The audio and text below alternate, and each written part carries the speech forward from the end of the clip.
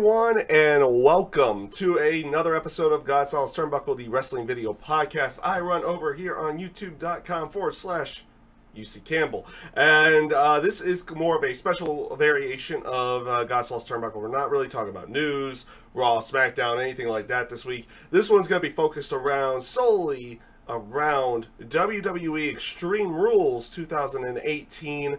And, you know, overall, it's hard to say because I actually did kind of enjoy the show myself. Personally, I enjoyed the show. I don't know how much other people really did, though, at that point in time. I feel that they, for the most part, I feel like there's a people... I would probably say I'm more towards the middle on this one. Versus either disliking or really liking it at that point in time. I would say I'm probably more in the middle at that point in time, but I'm not one that is overly hating the show. I felt like they did a pretty good job, honestly, overall with the show itself. And I thought that, it came off relatively good. It definitely was not a boring show. We'll leave it at that one. If it was a boring show that kind of like Backlash was at that point in time, then it might have been a different story. But it wasn't one of those type of shows that ended up being extremely boring. It was kind of, it was there. It was their show. I found it enjoyable, but it was one of those, it was kind of their type of shows. And it kind of felt like they were getting themselves through the night to get themselves to SummerSlam, with the exception of a couple of different areas. And a couple of areas that I take a look back at it. And there's definitely one spot in there that I could have and probably should have reacted to completely differently. But due to seeing other types of spots like it, maybe I'm desensitized to certain things at this point in time, and that actually kind of worries me at that point. And I'll talk about that once we get to it as well.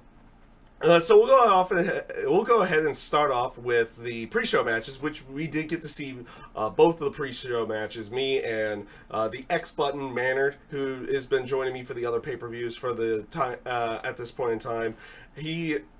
We got to see both those pre-show matches. They started off with Andrade Cien Almas going up against Sin Cara.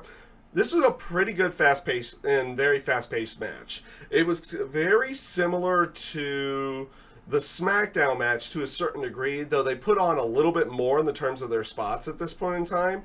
Honestly, I felt like they put on a little too much in this match. I felt like there could have been some more time for different selling and everything at that time. It felt like they were trying to get themselves to move, and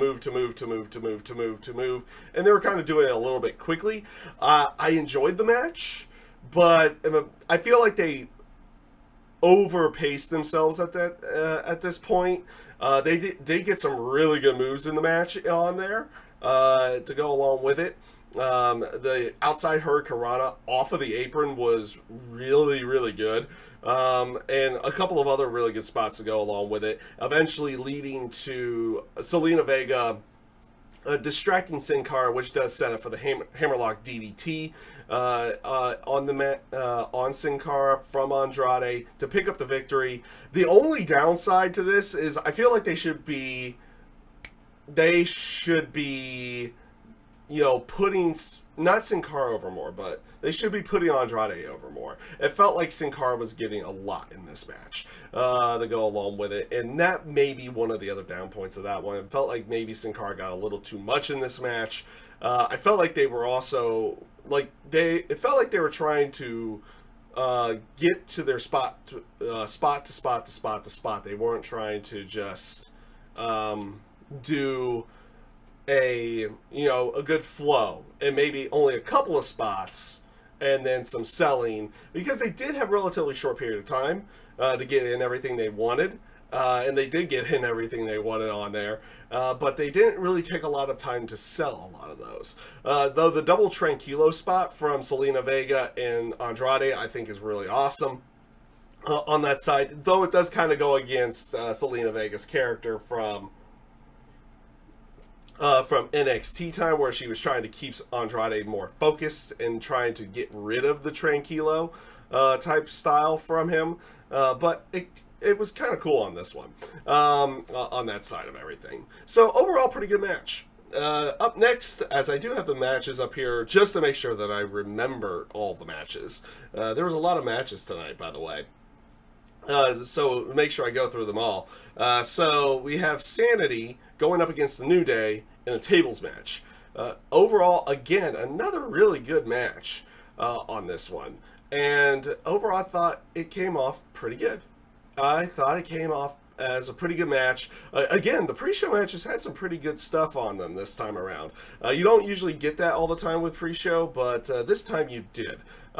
They did have some really wicked looking spots inside there. They did do a Tower of Doom type spot with both Xavier Woods and Big E powerbombing the other members of Sanity while Superplex was going on to go along with it. So I thought that was a really good way of doing it. The ending of the match came off pretty good as well, and actually kind of came off kind of natural, because I traditionally don't like these type of spots where one superstar holds themselves up while the other person's doing a move. They kind of did that as well with Andrade and Sin Cara, though the move didn't actually hit, where Sin Cara has to hold himself there to take the double foot stomp.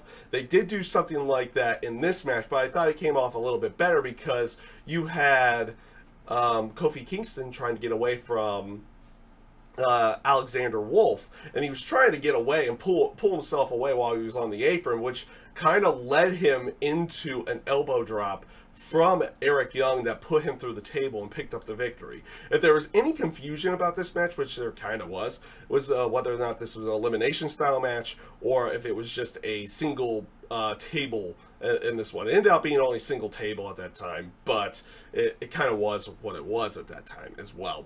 Overall, again, another good match. I thought the pre-show matches came off pretty good this time around, though they did have them rather short on that one. I know a lot of these matches were rather short.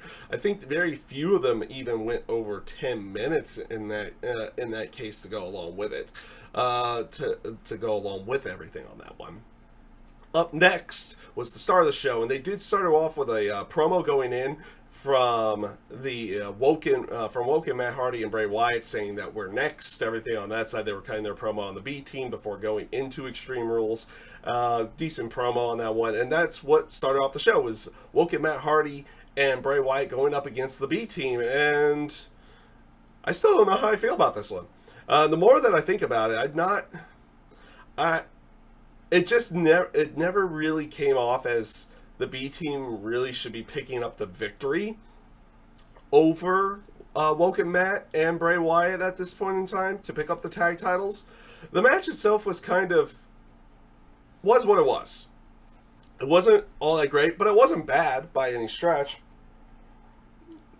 It wasn't a bad match by any stretch of the imagination. I thought it came off rather good to go along with that at that time, but it was what it was, and the finish did kind of come out of nowhere, where Bo Dallas knocks Matt Hardy into Bray Wyatt, sending Bray Wyatt out of the ring, and then he hits his finisher, which is the draping, swinging neck breaker that he has at that point in time. And honestly, I thought the match was only okay.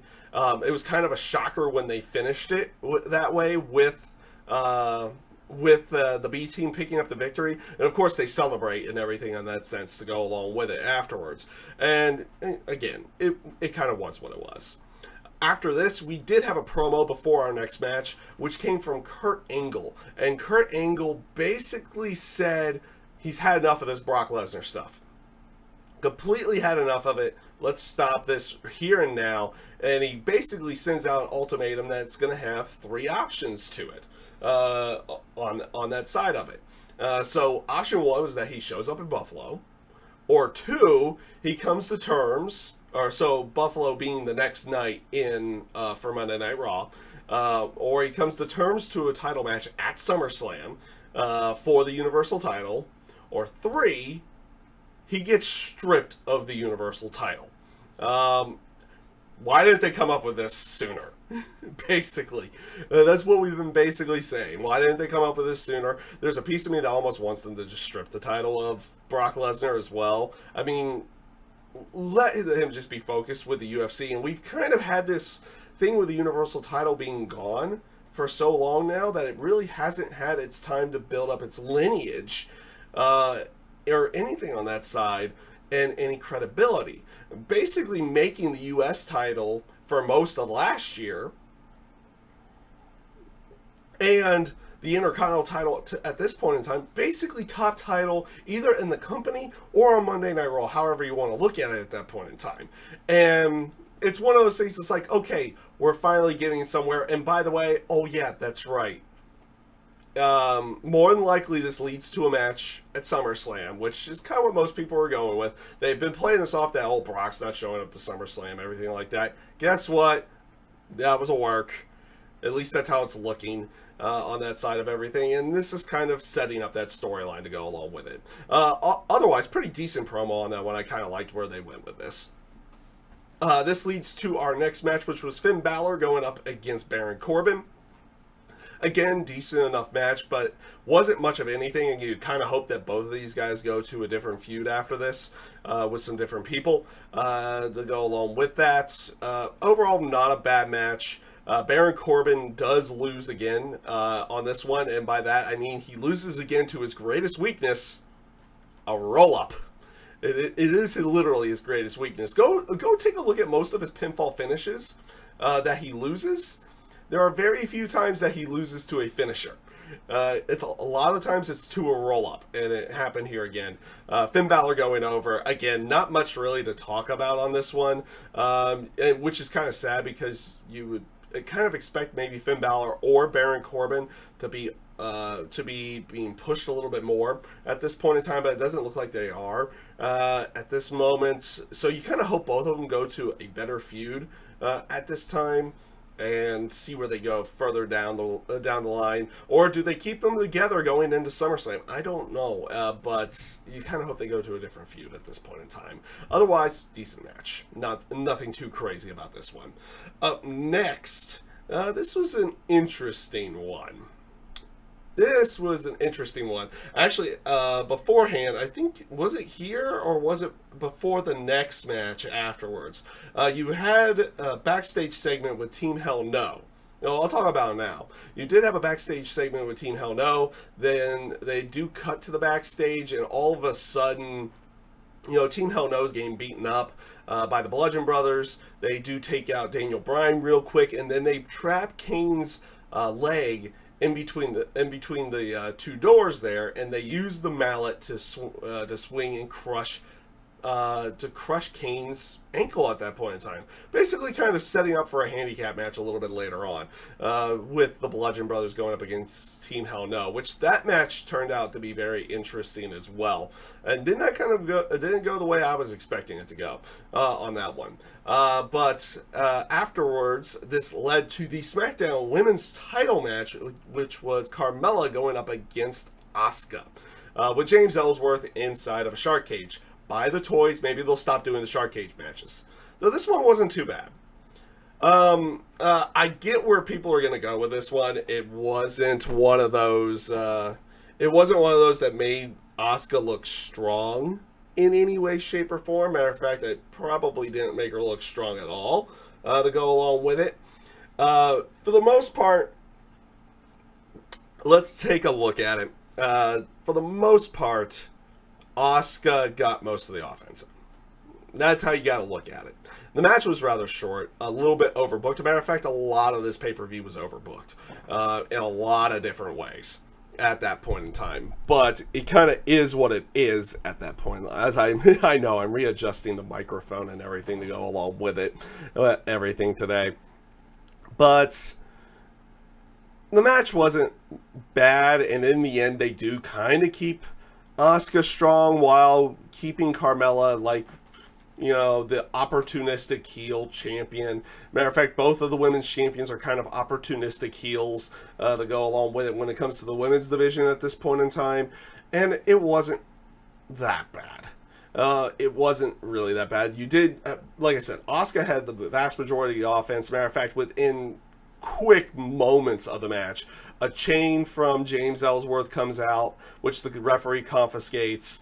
The spray comes out as well.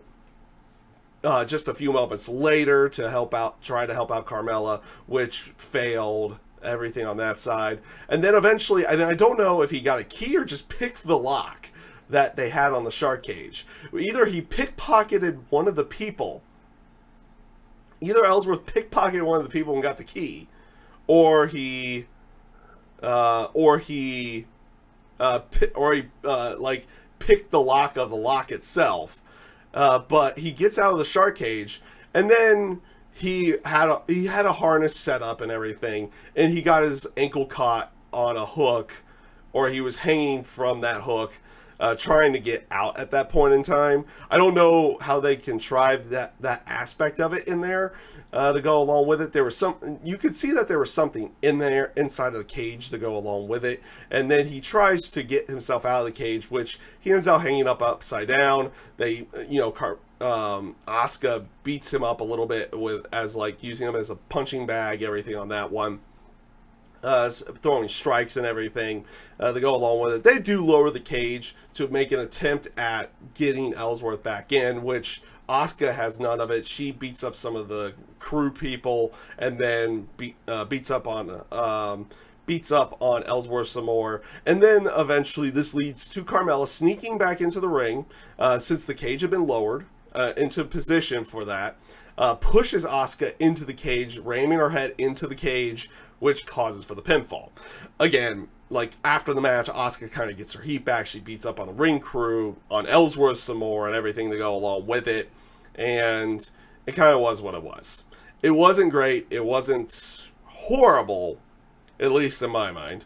It wasn't horrible, but it was not very good. And at least they got some heat back on Asuka. They do make her still look strong, getting in most of the offense. And basically, it was only an opportunistic moment that cost her the match. Now, whether or not this keeps the feud going, I don't know. Or does the feud end with this one? Or do they go into another match at SummerSlam? We'll see how everything ends out going on with that. And we'll see how everything ends up playing out to go along with it down the line as well. Overall, kind of it was kind of we'll be fair with that one. Up next, we had Shinsuke Nakamura going up against Jeff Hardy for the United States title. And honestly, this, if it's absolutely true that Jeff Hardy's injured and everything, this is probably the best way that they could have gone about this on this one, and a best way of potentially writing him off. So before the match even starts, they get through the ring match introductions, everything like that, and both of them are casually walking around as the ref is about to take the title over to the timekeeper. And as they're both casually walking around, Shinsuke just casually walking around the ring, and then with the referee's back turned before the bell rings, low blow. Just low blow out of nowhere. Really good stuff. And then, of course, the ref does get Jeff Hardy back up. He says, go ahead, let's go with the match. Shinsuke comes running in real quick, and they do set it up to, like, he comes in out of nowhere after the bell rings. The bell rings, Kinshasa, 1, 2, 3, done and gone. Shinsuke Nakamura is the United States champion, and yeah, that's right, he has a title now. He doesn't get to celebrate for too long though, as it looks like we have his next feud coming up, because Randy Orton returns. Randy Orton returns, and Shinsuke looks a little bit baffled, concerned, everything on that side as Randy Orton comes out. As a matter of fact, Shinsuke gets himself out of the ring at that point in time, and it was definitely one of those moments like, where are they going with this one? And it was kind of a way of Randy Orton playing mind games, and you don't know whether or not it was babyface move or heel style move, but he was playing mind games with Shinsuke Nakamura, because with Shinsuke out of the ring, Jeff was still in the ring. All of a sudden, Randy Orton takes Jeff by the legs and just stomps him right in the groin once again. And basically saying, it's like, you have that move, I can do it and make it look more impactful. Playing some mind games with Shinsuke Nakamura. And I liked how Nakamura was like, kind of had like that disgust look on his face. It's like, how dare you take my move away from me at that time as well. I thought that came off pretty good. And yeah, it's probably setting up for a match with them two at SummerSlam with Randy Orton and Shinsuke Nakamura. I would imagine they do announce the rematch for SmackDown with Jeff Hardy and Shinsuke. I would imagine that Shinsuke is going to pick up the victory on that one and keep the title and go on to face Randy Orton at SummerSlam. That's kind of where it looks like it's going, but I guess you never know where they're going to go with it as well. So, but overall, I like the segment in the end. And like I said, if Jeff Hardy is going to be out with an injury for a little while, this is probably going to be one of the better ways of writing him off at this point in time. And they'll probably write him off completely on SmackDown to go along with it. Up next, this brings us to that steel cage match, which was Kevin Owens versus Braun Strowman. This match itself was a pretty good match. Kind of what you would expect. Braun Strowman throwing Kevin Owens around all over the place, slamming him against the cage as much as he possibly can. And overall, just coming off really strong, really good in this match.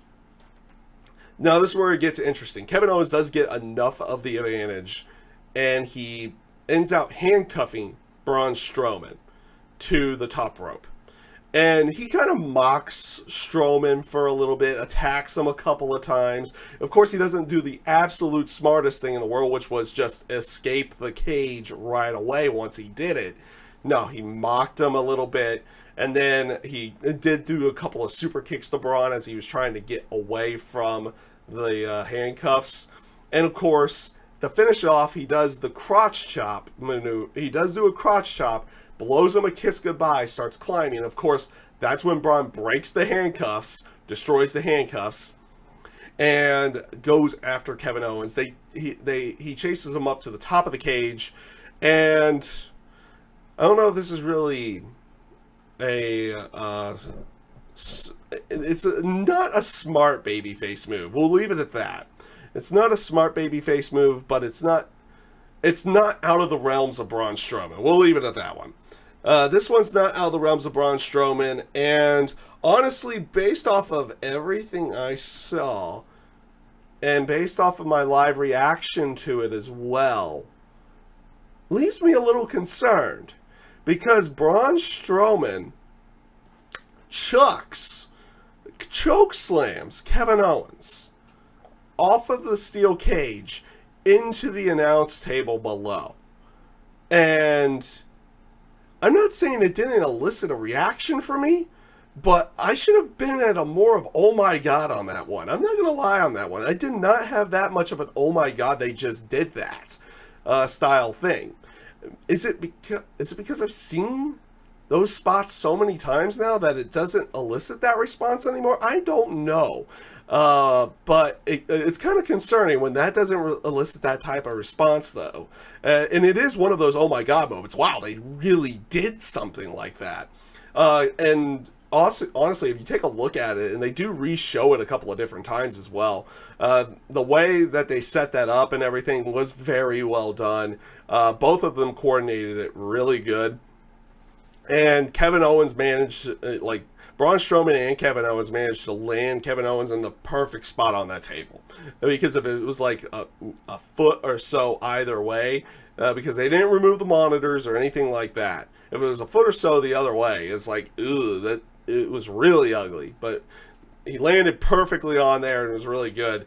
They do stretcher out Kevin Owens at that time. And for the purposes of saying it, I believe I have looked at it. I think they do show it, but technically, Kevin Owens' feet did hit the ground, and it was before Strowman even had gotten down off the cage. So Kevin Owens does win the match technically by being thrown off the cage into the announce table. So Kevin Owens picks up the victory on that one. Like I said, good match, an oh my god type of finish inside of it. And you'll see it in the live reaction as well once I do get it up.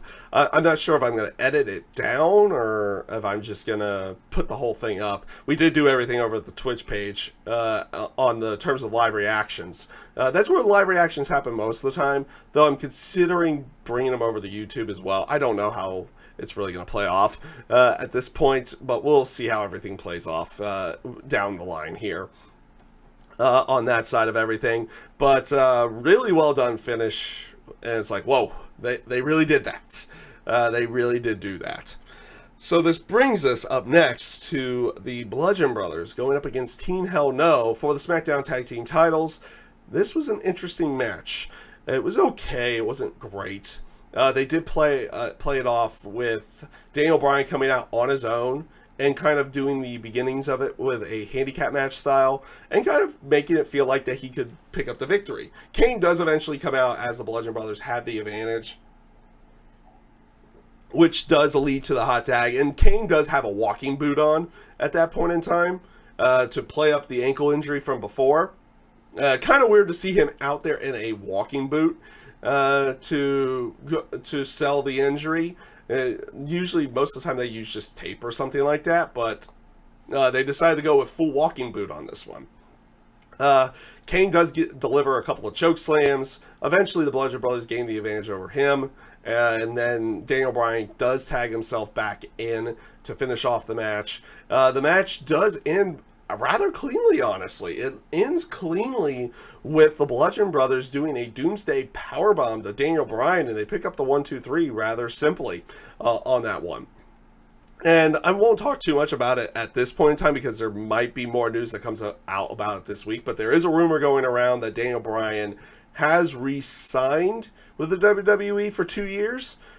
So there's that rumor going around. It's just rumor and speculation at this time. The rumor and innuendo at this moment in time. There's no real saying that he's fully signed or anything like that at this point in time. But we'll see how that one goes off and see if anything did actually happen at that point in time. But otherwise, so it kind of leads to why maybe we didn't see maybe the Miz or anything or any type of run-ins. We saw more of a clean finish because we have more time with Daniel Bryan down the road here with us on that one. But otherwise, okay match. It wasn't anything great, but it wasn't anything really that bad either. So kind of was what it was.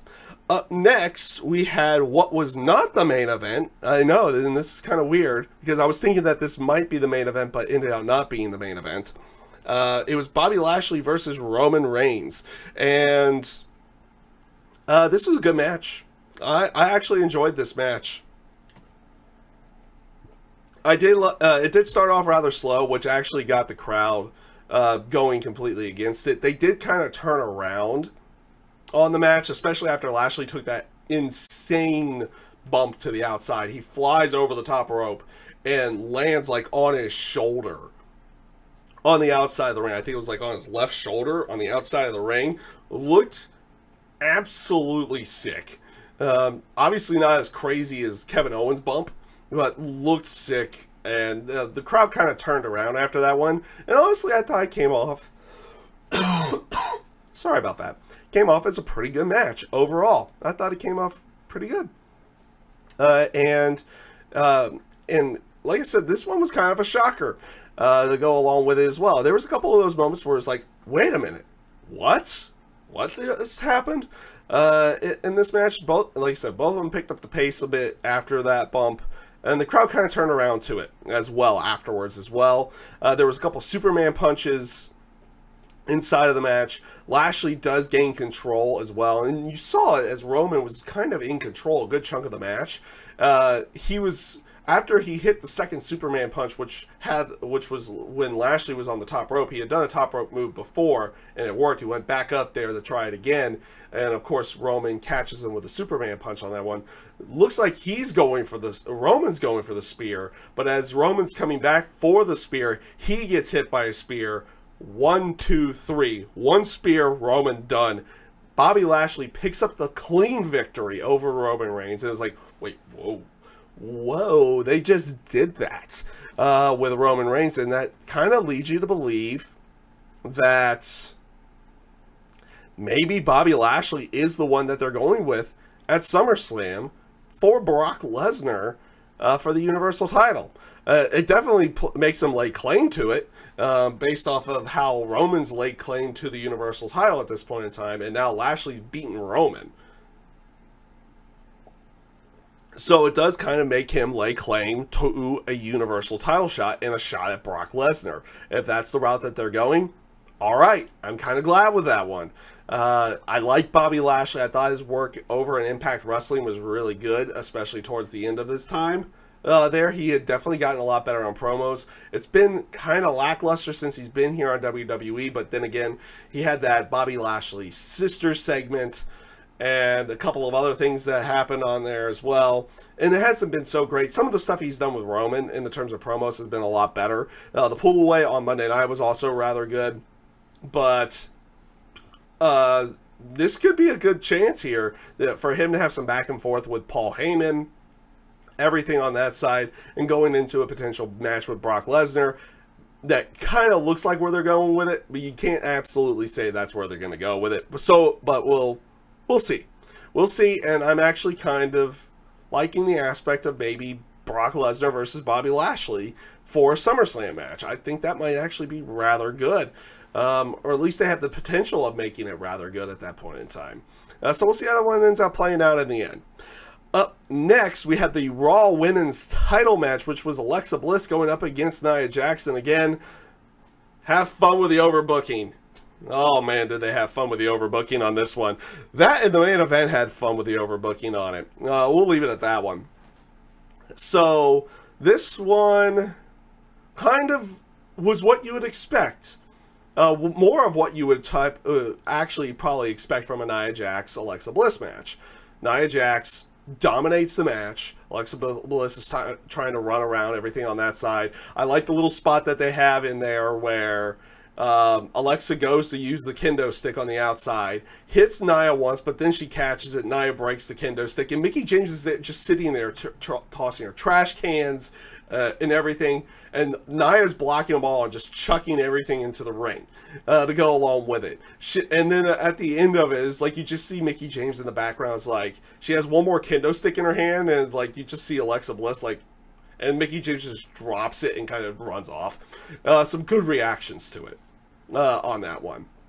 And some pretty good spots on that as well. They did set up a spot in the ring with a Gorilla Press Slam into the garbage can for a near fall inside of there. And then, of course, they do a thing where Mickie James is kind of getting involved, and now Natalya finally starts getting involved. And she starts going after Mickie James. This leads to Alexa Bliss eventually, and Mickie James eventually beating down Mickie James. This is when Ronda Rousey comes in. She was at ringside showing off her ticket and everything on that side. They did that a couple times throughout the night as well. Ronda Rousey comes in because they're beating up her friend Natalya. She tosses Mickie James around, hits her with the Samoan drop style slam that she has on Mickie James, and then goes after Alexa Bliss. As she catches up to Alexa Bliss, Mickie James recovered from all that miraculously really quickly and hits Ronda a couple times with a kendo stick shot.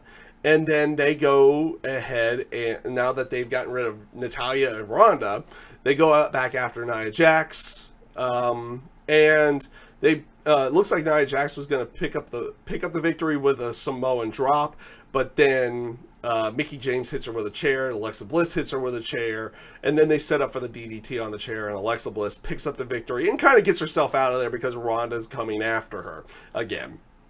So it looks like we're going to get Ronda versus Alexa Bliss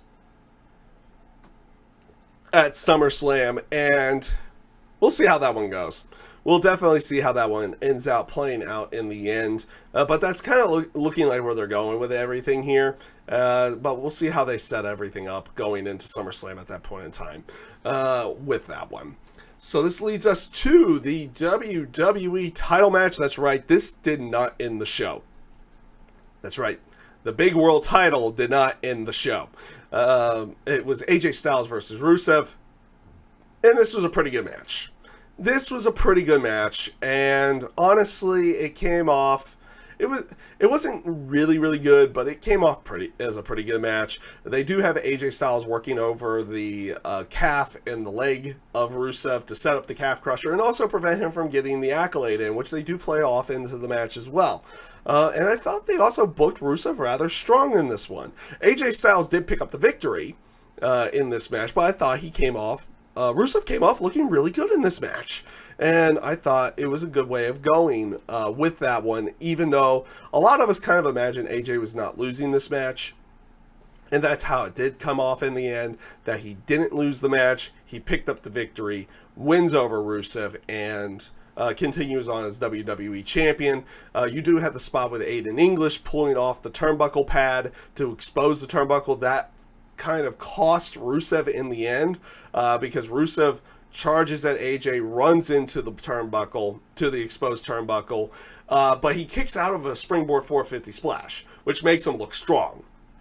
Right afterwards, doing that, AJ Styles does a baseball slide to get rid of Aiden English, hits the phenomenal forearm after that to pick up the victory afterwards. Again, Rusev looking strong doing it. At least I felt like it makes him looking strong coming out of the match. Even though he doesn't win the match, he still looks strong in the match with that one. So overall, I thought he came off as a pretty good match.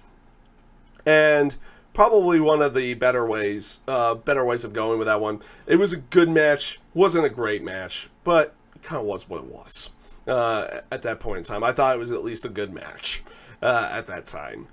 So this leads us to the main event of the night, which was the Intercontinental title. That's right, the Intercontinental title finished the show. And it was a 30-minute Iron Man match, Seth Rollins versus Dolph Ziggler. And all I can say is 10, 9, 8, 7, 6, 5, 4, 3, 2, 1. It was very annoying. It was very annoying inside of the match. I'm not going to lie. The fans took me out of this match. Though, I mean, in the sense of where they were going with the match as well, it was kind of hard to suspend your disbelief for certain things on it, especially with the aspect of the factor of 7 falls happening within a 10-minute time frame on that one, where Seth Rollins goes up 3 falls to 0 after a roll-up and then a curb stomp, and then a minute later he gets a disqualification fall because Drew McIntyre destroys him, and then gets ejected and hits the Claymore kick, which could have caused another disqualification on that one, which that Claymore kick led to a pinfall for Dolph Ziggler, and then he immediately hit, I think, a zigzag or the super kick, and picked up another fall right after that, and then like another minute or two later picked up actually I think the zigzag was the 3rd fall that he picked up, and then like 3 minutes after the 3rd fall he picks up another victory based off of using his feet on the ropes to pick up another fall. Like, there's some nitpicky things here in this match. The factor of 7 falls happening inside of the 10-minute time frame was kind of a little bit of overbooking for what they were doing, especially the fact that we saw them just do a 27-minute match where there was, well, no falls really. It ended in DQ just a few weeks ago. So it's getting to that point that you kind of want them to almost do a 1-0 style match in that time frame. But that was not the route that they decided to go here. They decided to go with the mini falls inside of this match, and it did come off a little bit bad. And then, of course, the crowd was treating it like it was the Royal Rumble throughout the entire time. So they were counting it down and then doing the after at every 10 seconds, every 10-second interval for a little while. And then it goes off a little bit because they take off the clock. So the crowd starts chanting, "We want the clock." Honestly, I thought the match was pretty good. The crowd was taking me out of it, though. The big nitpicky part was the factor of how many falls were happening so quickly at that point in time. But even then, the crowd was beginning to do it before the falls even started at that point in time. They started it like right at the beginning of the match. And it was very annoying. And almost to the point that it was this is one of those few times, like, there are times that I wanted to turn it off because pay-per-views were insufferable to begin with. This is the one time that the fans actually made me want to just turn off the pay-per-view or walk out the room at that point in time. It was very unsufferable to watch that on there, where it was like they started cheering when they brought the clock back up because they needed it for at least storyline purposes at that point in time, and of course continued on with what they were doing. Again, it kind of goes to show that the fans will hijack whatever main event they want to hijack at this point in time. It doesn't matter who it is, whether it's Roman or anyone else. At that moment, I was enjoying the match outside of that. That was my biggest complaint about it. There's definitely complaints about the match, though. Don't get me wrong. It wasn't just the fans. Like I said, the contrivedness of the 7 pinfalls within the 10-minute time frame, the way that it ended as well. I like the ending of, you know, Seth Rollins hitting a curb stomp and not being able to pick up the pinfall right at the end. And it was like right as he was about to get to the cover, the clock hits all zeros and it was done at that point in time. And of course, they do the whole thing, and I don't know why they don't just have it be a rule saying it's like, hey, tie means sudden death overtime. No, they played Ziggler's music as it was a draw, everything on that side. Kurt comes out and says, no, we don't want it this way. Pittsburgh doesn't want it to end that way. Sudden death overtime.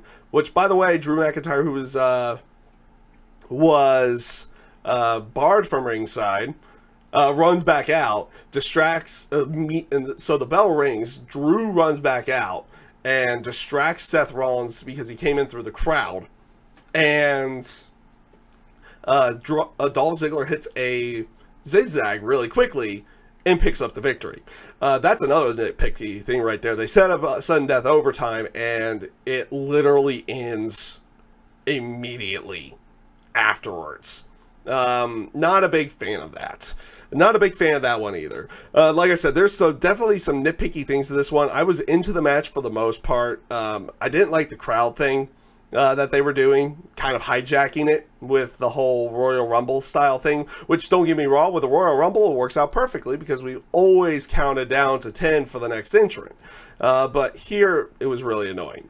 We'll be fair on that one.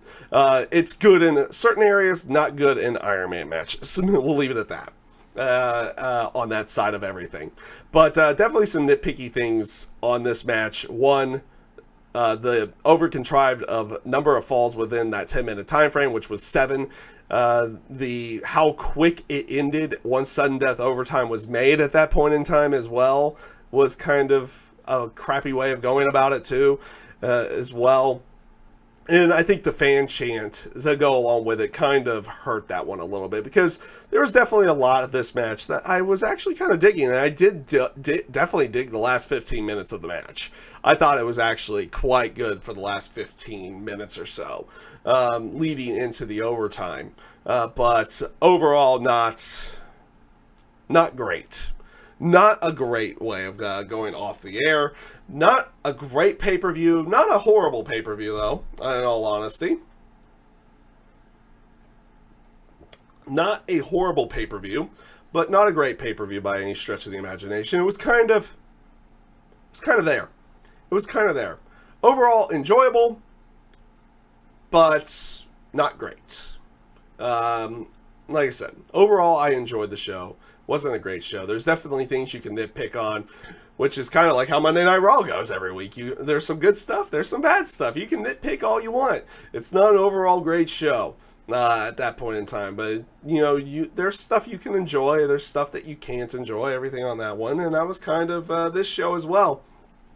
That was Extreme Rules in a nutshell. Wasn't a very Extreme Rulesy pay-per-view either. Very few of the matches had stipulations to it that would say Extreme Rules to go along with it on that one. So you kind of have that too on that show. But with that being said, that is everything I have, and that is this episode of God's Sauce Turnbuckle, this special episode of God's Sauce Turnbuckle, where we have reviewed Extreme Rules, and we should be coming back next week with a episode 1, I believe is going to be 107 of Godsal's Turnbuckle as well. We'll come back next week with that one over the weekend at some point in time, whether it be Saturday or Sunday, we will, is yet to be determined, but we will be coming back next week with another episode. And I thank you guys for tuning in to this episode of Godsal's Turnbuckle and the pay-per-view review, and I hope you have a great rest of your day. Take care, everybody.